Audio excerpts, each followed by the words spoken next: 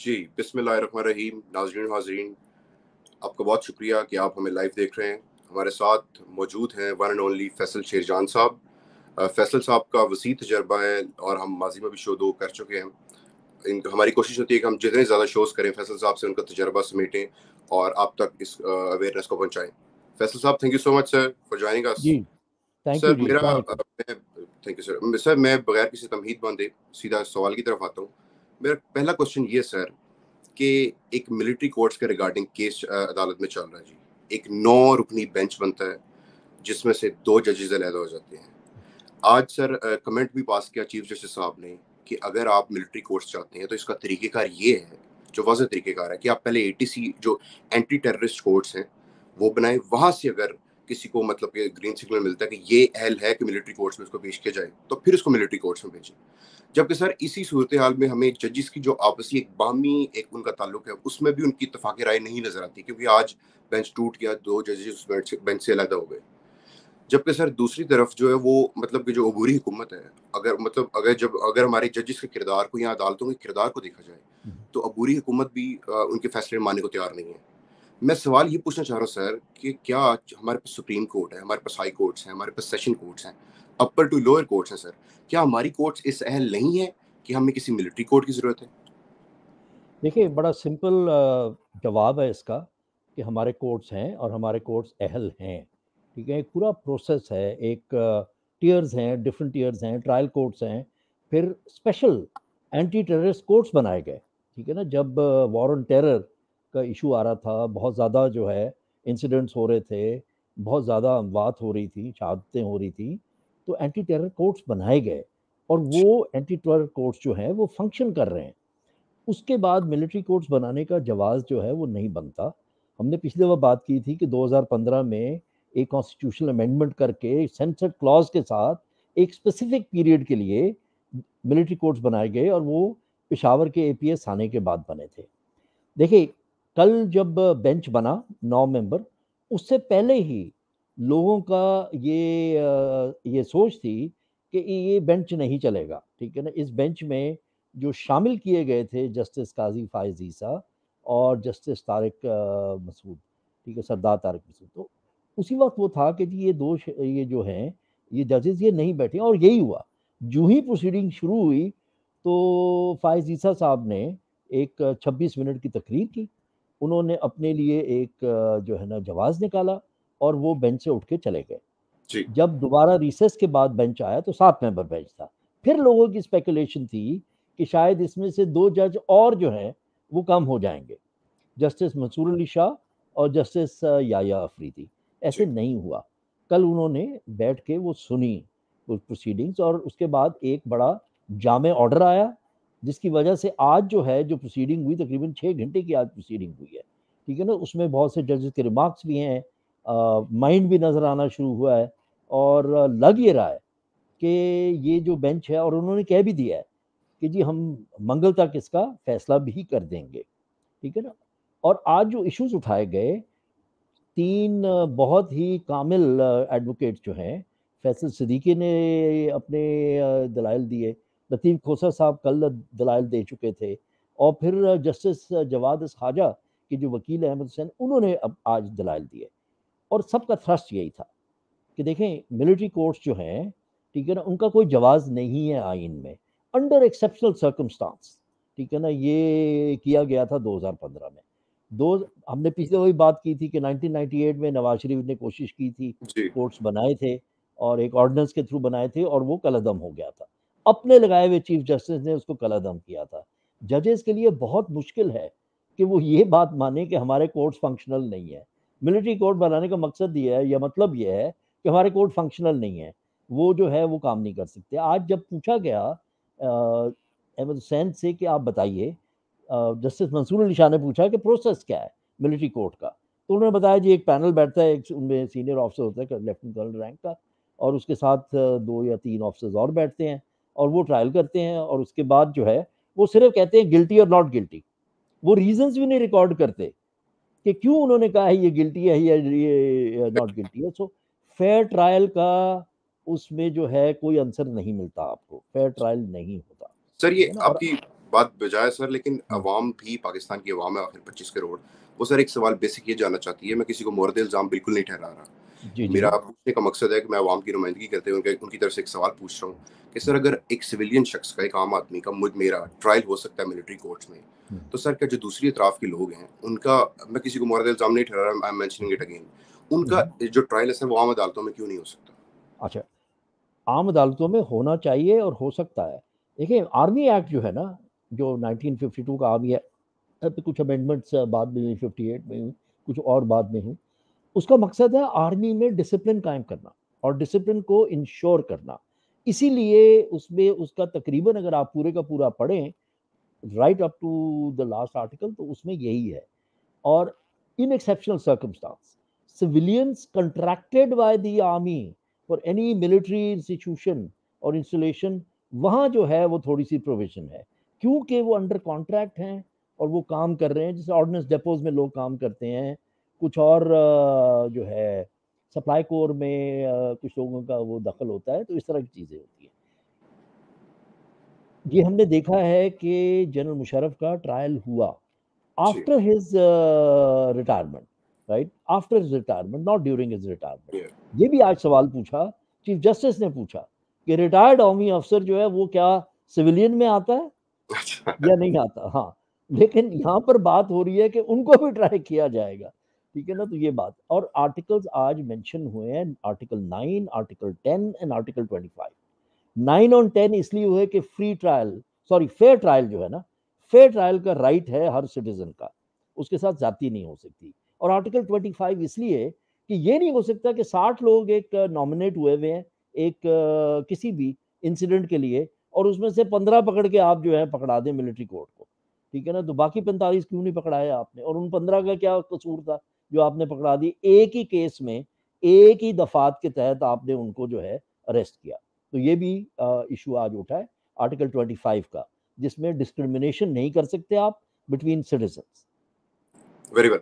Sir second question मेरा ये आपसे कि सर हमारा जो वजीर खारजा है पाकिस्तान का, वो आए रोज यूएसए गया होता है और हमें ये बार बार एक बीन बजा के, जिस तरह बीन बजाई जाती है सांप के आगे, उस तरह बताया जाता है, भैंस के आगे उस तरह बताया जाता है कि जी जो पीपल्स पार्टी है उसके डेमोक्रेट से ताल्लुकात बहुत अच्छे हैं जी, वो इनकी बहुत सुनते हैं जी। हमारे वजीर खारजा सब आए रोज अमेरिका गए होते हैं, जैसे अमेरिका लाड़काना के साथ किसी जिले का नाम है।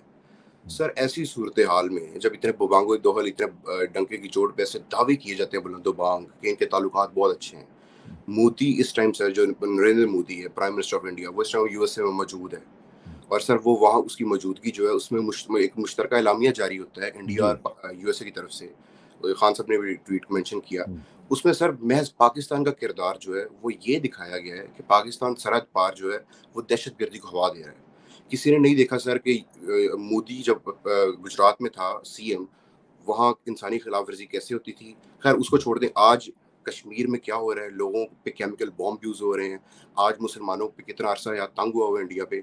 सर वो ये क्या जो ताल्लुकात हमें दिखाए जाते हैं पीपल्स पार्टी वालों के, या हमारा वजीर खारजा है रोज वहाँ गया होता है, उसको सर देखा जाए और इस मुश्तरका लामी को देखा जाए, तो सर ये सिरे से नफी करता हुआ मिलता है। ये सर क्या हो रहा है इधर? देखिए, बड़ी सिंपल सी बात है, आपका जो इस वक्त फॉरेन मिनिस्टर है वो इंटर्नशिप पे है, ठीक है ना। वो इंटर्नशिप पे 50 दौरे कर चुका है, हाफ एग्जैक्टली, सेंचुरी उसकी हो चुकी दैट्स है, व्हाट आई एम ठीक है ना। आस्किंग। 50 मुल्कों में वो दौरे कर चुका है, और उसका हासिल उसूल कुछ भी नहीं है। बहुत शोर मचाया था पिछले साल कि जी $9 बिलियन जो हैं वो प्लेज हो गए हैं मल्टीलेटरल और जो है ना बायलैटरल डोनर से, कि जी जो फ्लड की तबाहकारी हुई है उसके लिए प्लेज हो गए। $1 नहीं नजर आया कि वो कहाँ आया, किधर गया, किसने किया, किसने भेजा, कहाँ खर्च हुआ, कैसे हुआ। ये जो कल ये जो एलामिया आया है व्हाइट हाउस की तरफ से, जो मुश्तरका एलामिया है, ये बहुत ही, जिसे कहते हैं ना, डेवस्टेटिंग है। डेवस्टेटिंग का लफ्ज़ इस्तेमाल कर रहा हूँ। नरेंद्र मोदी पे बहुत ज़्यादा सवाल उठ रहे थे, ठीक है ना, जो अमेरिका की लिबरल थिंक टैंक्स हैं, including Barack Obama. Barack Obama ने कहा कि this is one of the problems of being the president of the US, that you have to deal with somebody like Narendra Modi. ये कल की अच्छा, बात है, ठीक है। उसने सही। कहा ये जॉब डिस्क्रिप्शन में शामिल है, आपको अच्छा लगे ना लगे उससे हाथ मिलाना, उससे बैठ के बात करना। आज एलामिया आता है और वो बाकायदा सिंगल आउट करता है पाकिस्तान को, ठीक है ना, वो सिंगल आउट करता है कि जी Pakistan is advised to not allow its territory to be used by any terrorist group. ठीक है ना, वहीं पर हम आगे जहां जो बाइडेन था 2008 में। एग्जैक्टली। जो बाइडेन जब वाइस प्रेसिडेंट था तो उस वक्त भी ये यही बातें करता था। ठीक है ना, यही डू मोर की बातें यही होती थी। बिल्कुल। और ये जो है ना कि डेमोक्रेट्स के साथ इनका बड़ा ताल्लुक है, ये है वो लॉबिंग इन्होंने बहुत की है। ठीक है ना, इनके लॉबियस्ट जो है वो पहले भी हमें पता है कि जी इनका वो बड़ा मशहूर था लॉबियस्ट था, जो बेनज़ीर के साथ बड़ा क्लोज उसका रिलेशनशिप था, खत किताबत भी होती थी, सब कुछ होता था। मुझे उसका नाम अभी याद नहीं आ रहा।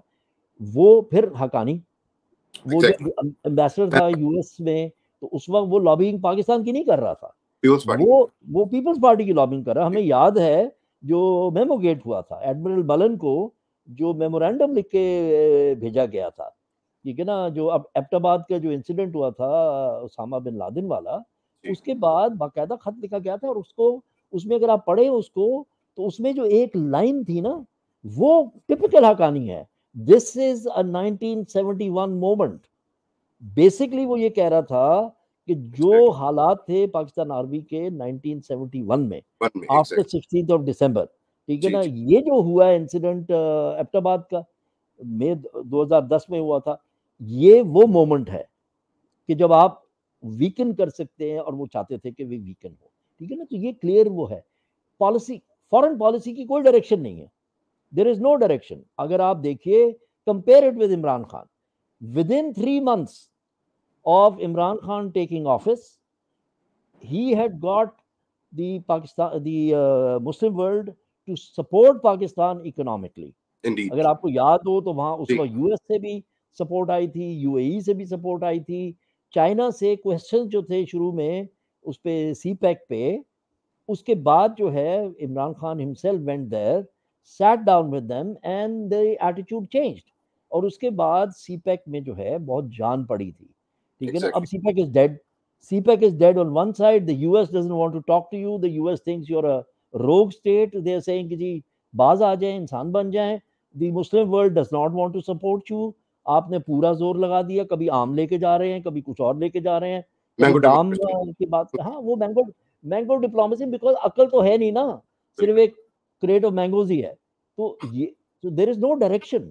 ठीक है ना, वो तारिक फातमी साहब का हमें याद है, वो जो इंसिडेंट हुआ था सिरिल अल्मेडा वाला, जी तो जी। उनकी तो टोटल फॉरेन पॉलिसी की सोच वहाँ है। और उसको आज जवाब मिल गया तारिक फातमी को। ठीक है ना, जब ये एलामिया आया कि आपको क्या समझा जाता है और आपके बारे में क्या सोचा जाता है। ठीक है ना, तो उस हिसाब से उसको देखना चाहिए।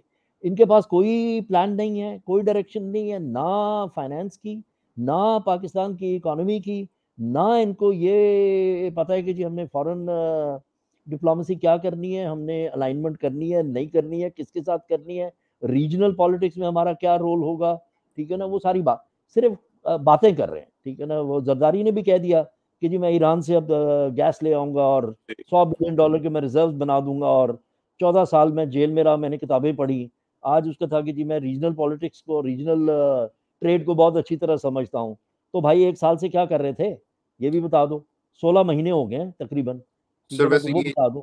सर वैसे कथा करें माफी सारा जो इनका एक बयानिया था, इस पे जी, कि इनके बहुत अच्छे ताल्लुकात हैं, इन्होंने पता नहीं कौन सा पहाड़ गिरा दिया है, पता नहीं इन्होंने क्या क्या किया। सर ये एक छोटे से एलामिये ने, मुश्तरका एलामिये ने इनका सब कुछ जो है सर उसमें इनके बारे में से हवा निकाल दी, इनको बुरे तरीके से एक्सपोज कर दिया। इनके साथ 15 महीने में यही होता रहा है, बिकॉज रियलिटी नहीं है ना। ये सिर्फ आए हैं एक वक्त, एक मकसद के लिए, कि अपने जो है ना, जो गुनाह हैं उसको खुद ही धो डालें। ठीक है ना, 1100 अरब रुपया, 1100 अरब रुपया हड़प हुआ है इस NRO 2 के इसमें। ये एक सिर्फ इनकी एक अचीवमेंट हुई है पूरे 15 महीनों में, और वो सिर्फ अपने लिए है कि अपने केसेस खत्म कर दिए। और ये ब्लेम मनी करते थे लॉन्ड्रिंग। को कि उसने पाकिस्तान को तनहा कर दिया जी दुनिया के सामने। पाकिस्तान तनहा नहीं था। You just have to go back into the media archives to see कि या पाकिस्तान तनहा नहीं था। Wherever Imran Khan went, he overwhelmed people that he met, whether it was Putin, whether it was Trump, whether it was Mohammed bin Salman। ठीक है ना, whether Mahathir Mohamad के साथ तो बहुत अच्छी उनकी रिलेशनशिप रही है। और महातिर साहब ने रिसेंटली जो है वो मैसेज भी दिया, उन्होंने एक स्टेटमेंट भी दिया है, that I want you to persevere and to win, and I believe you will. ठीक है ना, तो Mahathir Mohamad is not a small person within the Muslim world. ये क्या बातें करते हैं, ठीक है ना। इनको सिर्फ जो है ना वो देखने की जरूरत है, आईना दिखाने की जरूरत है इनको। बिल्कुल सर, वेरी वेल। अच्छा सर, तीसरा सवाल मेरा एक ऐसा सवाल है जो आम पाकिस्तान की आवाम भी पूछना चाहती है। एक ऐसी पार्टी सर जो पाकिस्तान की मकबूल तरीन जमात है, जिसका लीडर जो है वो एक ऐसा सिंबल बन चुका है, सिंबल ऑफ मतलब डेमोक्रेसी बन चुका है, सिंबल ऑफ रेवोल्यूशन बन चुका है, उसको पाकिस्तान की आवाम जज्बाती हद तक चाहती है। लोग यहाँ तक कहते हैं कि इमरान खान के बगैर कोई पार्टी नहीं, पार्टी ही इमरान खान और इमरान खान ही पार्टी है। उस इमरान खान के खिलाफ एक 92 सफ़ात का डोजियर आता है, जिसमें कुछ ऐसे केसेस भी मेंशन किए गए हैं जैसे फॉरेन फंडिंग केस है, या जैसे एक फराह गोगी और एहसन जमील गुजर का केस है, जो कि अदालतों की तरफ से खारिज हो चुके हैं केसेस। उसमें वो 92 सफ़ात के डोजियर में मैंशनड है। सर, एक ऐसे इतने आलमी लीडर को और पाकिस्तान की अवाम की हर दिल अजीज़ लीडर को, पाकिस्तान की जो 25 करोड़ अवाम है उसमें जो मेजोरिटी है अवाम की, वो जिसको सपोर्ट कर रही है, उस लीडर को, मकबूल लीडर को, सर आप कैसे -1 कर सकते हैं? जो -1 फॉर्मूला है ये कैसे काम करेगा सर? देखिए, ये जो डोसियर इन्होंने बनाया है सो कॉल्ड 92 पेजेस का, इसमें क्या है? इसमें झूठ के अलावा कुछ भी नहीं है। एग्जैक्टली। इसीलिए इनको ये अभी तक समझ नहीं आई, ये अभी तक जो है 90 की दिहाई में है और कुछ उससे भी पीछे हैं। ये समझते हैं कि पीटीवी का खबरनामा है, ठीक है ना? कौम जो है वो सिर्फ़ पीटीवी का खबरनामा देख सकती है। जो हम चाहें उस खबरनामे में चलाएँ, जो हम चाहें उसमें ना चलाएँ, ठीक है ना? इमरान खान का नाम नहीं चलेगा। आपने उसका नाम नहीं चलाया तो क्या उसकी मकबूलियत कम हुई? उसकी बिल्कुल। मकबूलियत बढ़ गई। उसका अपना यूट्यूब चैनल जो है वो डबल हो गया सब्सक्राइबर्स में, और उतनी तेज़ी से कोई चैनल आज तक नहीं बढ़ा, ठीक है ना? तो ये उसका कॉन्सिक्वेंस हुआ। देखिए, -1 का मतलब क्या है? एक शख्स एक पार्टी शुरू करता है और वो बार-बार कहता है कि ये मैंने सिर्फ़ पार्टी नहीं शुरू की, मैंने एक जिहाद शुरू किया, एक जद्दोजहद शुरू की, मेरा एक मिशन है। मेरा मिशन जो है प्राइम मिनिस्टर हाउस नहीं है। मेरा मिशन कभी भी प्राइम मिनिस्टर हाउस नहीं था। मैं प्राइम मिनिस्टर हाउस में ज़रूर गया और मैंने देखा, जो मैं बाहर से सोच रहा था उससे बहुत ज़्यादा हालात ख़राब हैं, ठीक खराब है ना? थे। हालात बहुत ज़्यादा ख़राब हैं। सिस्टम ही सारा के सारा जो है वो बोसीदा है, वो जो है ना उसमें दीमक लगी हुई है, वो ज़्यादा देर खड़ा नहीं रह सकेगा। इस रियासत को अपने पैरों पे खड़ा होने के लिए बहुत कुछ बदलना पड़ेगा। नहीं तो ये रियासत ही इतनी कमज़ोर हो गई है कि इस रियासत का वजूद नहीं रहेगा, अगर हम आगे सही तरीके से ना चलें। उसको आप क्या -1 करेंगे? सबसे बड़ी पार्टी इस वक़्त पूरे पाकिस्तान में इमरान खान की है। छठी बड़ी पार्टी है दुनिया में दुनिया में in terms of members and supporters, ठीक है? जो पिछली दफ़ा उसको जो है 17 मिलियन वोट्स पड़े थे, तकरीबन 1 करोड़ 70 लाख, ठीक है ना? अब आपकी जितनी भी फाइंडिंग्स हैं, जितनी भी आपकी वो है, वो बताती हैं कि 2.5 से 3 करोड़ वोट पड़ेंगे, इससे कम नहीं पड़ेंगे, ठीक है ना? इंडिया। कंसिडरिंग कंसिडरिंग कि जी 50% जो है वो वोटर टर्नआउट होगा, ठीक है ना? बिल्कुल तो तकरीबन सा 7 करोड़ के करीब वोट पड़ेंगे, पड़ेंगे। या एग्जैक्ट। साढ़े 6 या 7 करोड़ की भी। उसमें से अगर वो 2/3 लेता है, तो आप क्या रोकेंगे उसको, कहाँ से रोकेंगे? -1। आपने जो कहाँ कहाँ करना मैनेज था वो करेंगे? कर लिया, ठीक है ना? आपने जो करना था वो कर लिया। आपने जो सीनियर लीडरशिप थी, कोर कमेटी के मेंबर्स थे, उनको आपने जो है वो तकलीफ दी, उनको फ़ोर्स किया, उनको कंपेल किया। कई छोड़ गए, कई जो है वो पार्टी में हैं, ओहदे छोड़ दिए, ठीक है ना? ये सब कुछ हुआ। फिर आपने पार्टी वर्कर्स पर क्रैक डाउन किया। The worst kind of fascism. इतनी ज़्यादा फैशिज़्म हुई, इतना ज़्यादा ज़ुल्म हुआ है कि लोगों को बगैर किसी जुर्म के आपने उठा के, ये नहीं कि 25, 30, 50, आपने 10,000 बंदे, 10,000 लोग आपने उठा के जेलों में डाल दिए। वो फिर भी नहीं हिल रहे, वो फिर भी खड़े हैं। वर्कर्स जो है वो फिर भी खड़े हैं। मैं आपको बता सकता हूँ कि 297 जो टिकट्स दिए गए थे पंजाब के लिए, उसमें से 255 अभी भी खड़े हैं। एग्जैक्टली। ठीक है ना? दो तो दिस टेल्स यू कि कोई -1 नहीं है। -1 सिर्फ पाकिस्तान की अवाम कर सकती है। जिस दिन पाकिस्तान की अवाम डिसाइड करेगी कि किसको हमने वोट नहीं देना, उस दिन वो -1 होगा। और ये आप देख लीजिएगा कि अगर इलेक्शन होता है, फ्री एंड फेयर होता है, तो पीपीपी भी माइनस होगी और पीएमएलएन भी माइनस होगी इलेक्टोरल पॉलिटिक्स में से। ऑब्वियसली सर, ये आपकी बात में एक इजाफा कर दूं सर, ये जो बाकियों ने जिन्होंने टिकट्स वापस किया आउट ऑफ 252 सर, ये इनके पीछे क्या 7-7 10-10 अफराद की मजीद लाइनें नहीं लगी हुई जो टिकट के उम्मीदवार हैं? क्या फर्क पड़ा सर? कोई फ़र्क नहीं पड़ा और ना, यही तो मैं देखिए, हम हमारे लिए तो बहुत बड़ी प्रॉब्लम थी। जब टिकट्स का अवार्ड हो रहा था अप्रैल में, वो बहुत बड़ा इशू था, क्योंकि हर कॉन्स्टिट्यूंसी के लिए अच्छे कैंडिडेट्स थे, 5 से यस 7 मिनिमम अच्छे कैंडिडेट्स थे, उनमें से सिलेक्ट करना वाज नॉट बहुत ईजी। ठीक है, बहुत मुश्किल। उसमें मुश्किल था। तो वो हैं, आज भी हैं। मुझे पता है कि मैं बातचीत होती है और वो इमर्ज करेंगे, और जिसको वोट जिसके पास बल्ले का निशान होगा वो माइनस होगा ही नहीं। हो गई नहीं। ठीक है। बिल्कुल, ये खल्क़े खुदा चाहेगी तो फिर ही कोई माइनस माइनस होगा, या अल्लाह पाक की ताकत चाहेगी सर, ये आम लोगों के चाहने से क्या होगा minus. Thank you so much sir. नाज़रीन वाज़रीन, आपने देखा कि जो जिनकी इम्पोर्टेड हुकूमत को आए हुए 1 साल हो गया है, उनकी जो खारजा पॉलिसी थी वो आज एक छोटे से कागज़ी एलामिया ने उसकी धज्जियाँ उड़ा के रख दी। उस वज़ीर ख़ारजा की क्रेडिबिलिटी को, जो वज़ीर आज़म बनने के ख्वाब देख रहा है, उसको तबाह व बर्बाद कर दिया है एक एलामिया ने, जिसमें पाकिस्तान को as a state of banana republic के तौर पर पेश किया गया, एक छोटा सा अदना सा मुल्क के तौर पर पेश किया गया कि इस मुल्क का महज किरदार यही है कि ये मुल्क सरहद पार जो वो दहशत गर्दी को हवा दे रहा है। Narendra Modi is right now in USA, वो अमेरिका के दौरे पे गया हुआ है। वहाँ मुश्तरका एलामिया जो इंडिया और USA का आता है, उसमें पाकिस्तान एक छोटी सी लाइन में ही पाकिस्तान को नीचा दिखाने में कोई कसर नहीं उठा रखी उन्होंने। और साथ ही वो लोग, उनके मुंह पे तमाचा ज़ोरदार जो कहते थे कि इमरान खान ने पाकिस्तान को तनहा कर दिया आलमी बरादरी के सामने, उन लोगों के मुंह पे तो भी तमाचा है जो इस इम्पोर्टेड हुकूमत के सहूलतकार थे। ये इम्पोर्टेड हुकूमत 1 साल हो गए हैं, ये इन्होंने पाकिस्तान की न सिर्फ मईशत को तबाह किया, पाकिस्तान की सियासत को तबाह किया, बल्कि अब पाकिस्तान की खारजा पॉलिसी की धज्जियाँ उड़ा के रख दी हैं। हमारे साथ फैसल शेरजान साहब मौजूद थे। हम इंशाल्लाह फिर हाजिर होंगे आपके साथ, आपके सामने, और कुछ नए सवालात लेके आएंगे। और इंशाल्लाह हमारी दुआ है कि अल्लाह पाक पाकिस्तान तहरीक इंसाफ को इस इम्तिहान में कामयाब करे, और खल्क़े खुदा की जो मंशा है, यानी कि इमरान खान खल्क़े खुदा की मंशा है, इमरान खान को दोबारा बरसर इक़्तिदार लेके आए। बहुत शुक्रिया। Thank you sir.